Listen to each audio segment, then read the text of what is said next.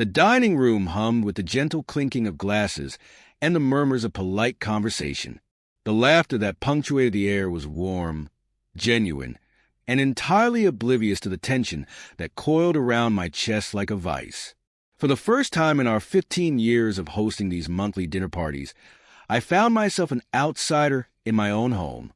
"You'll never believe what Philippe did for me last weekend," my wife Lauren said, her voice a siren call that drew all attention her way. She swirled the red wine in her glass with a nonchalant flair, her lips curling into a smile that bordered on giddy.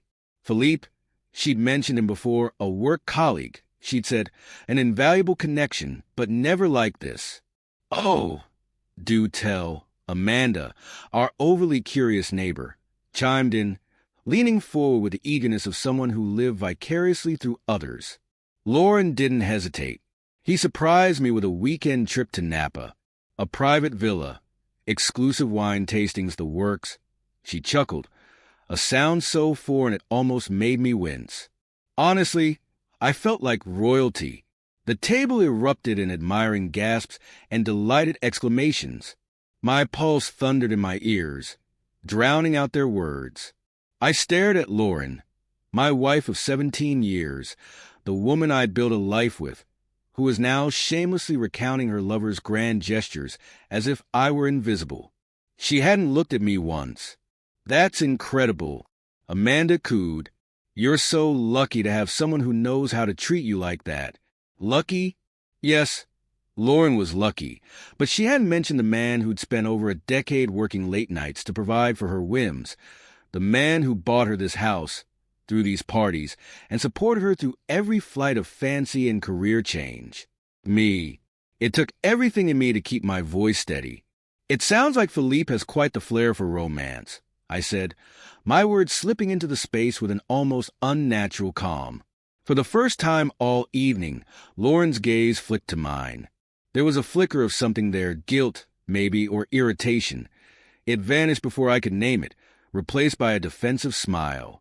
"He certainly does," she replied, her tone cool, defiant. I'd seen enough. The rest of the evening passed in a blur of forced smiles and surface-level chatter. I played the role of the gracious host, ensuring glasses were never empty and plates were always full. Inside, though, my mind churned, calculating. I wasn't just angry. I was hurt, humiliated, betrayed, but above all, I was determined. By the time the last guest departed, the plan was fully formed. The following morning, I acted as if nothing had changed. I kissed Lauren on the cheek, wished her a good day at work, and watched her drive away. Then I got to work. The first step was gathering evidence. Philippe, as it turned out, wasn't exactly discreet. A quick search of Lauren's phone records revealed countless calls and messages. I forwarded the juiciest ones to myself, including the selfies she'd sent from their weekend escapade.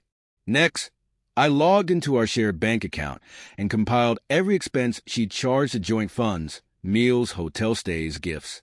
She'd been living her double life on our dime. Once I had everything I needed, I called my lawyer. Divorce wasn't the immediate goal, not yet. I wanted to ensure the fallout would be on my terms. The next dinner party was set for 2 weeks later. It gave me just enough time to set the stage. When the night arrived, the house sparkled with its usual charm. Candlelight danced across polished wood, and the air was perfumed with the rich aroma of coke au vin. Guests filed in, chattering about everything from politics to the latest Netflix series. Lauren was in her element, laughing and mingling, her betrayal buried beneath a facade of domestic bliss. I waited until dessert. Before we dig into the tiramisu, I said, standing with a glass of champagne in hand, "I have a toast to make." The table quieted, all eyes on me. Lauren looked up, a hint of curiosity in her expression. 17 years ago, I married the love of my life. Lauren, you've been my partner, my confidant, and my greatest source of joy. Tonight, I want to celebrate you. A ripple of awe swept through the room. Lauren's smile widened, though there was a flicker of unease in her eyes. But marriage, as we all know, is built on trust, I let the words hang in the air, its weight palpable. And trust, once broken, can never be the same. The room fell silent. Lauren's smile froze, her knuckles whitening around her glass. "Lauren," I continued, "I know about Philippe." Gas erupted like firecrackers. Lauren's face drained of color, her carefully curated composure crumbling.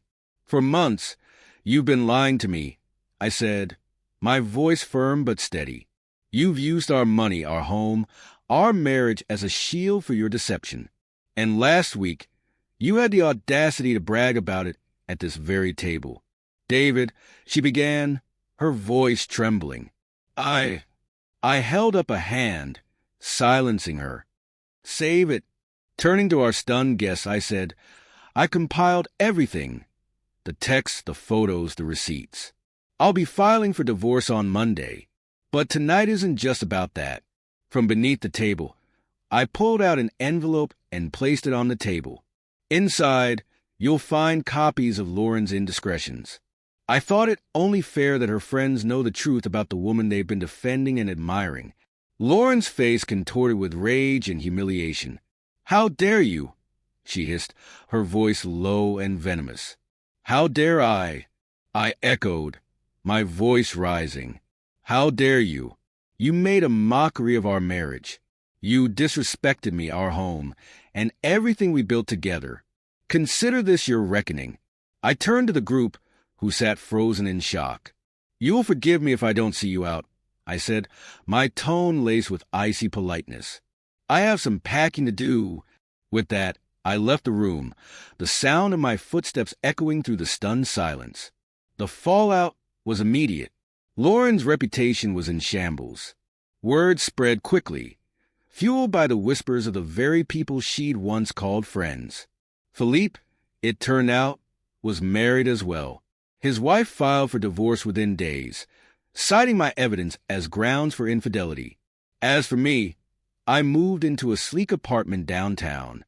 The divorce proceedings were handled swiftly and efficiently by my lawyer. The settlement was fair, though heavily weighted in my favor, thanks to the mountain of evidence I'd provided. For months, I fielded apologies and awkward encounters from our former social circle. Some sided with Lauren, accusing me of overreacting. Others applauded my boldness, admitting they'd always suspected something was amiss. I didn't care either way. In the end, I was free. Free of the lies, the betrayal, and the woman who'd once been my world but had ultimately proven herself unworthy of my love. And for the first time in years, I felt whole.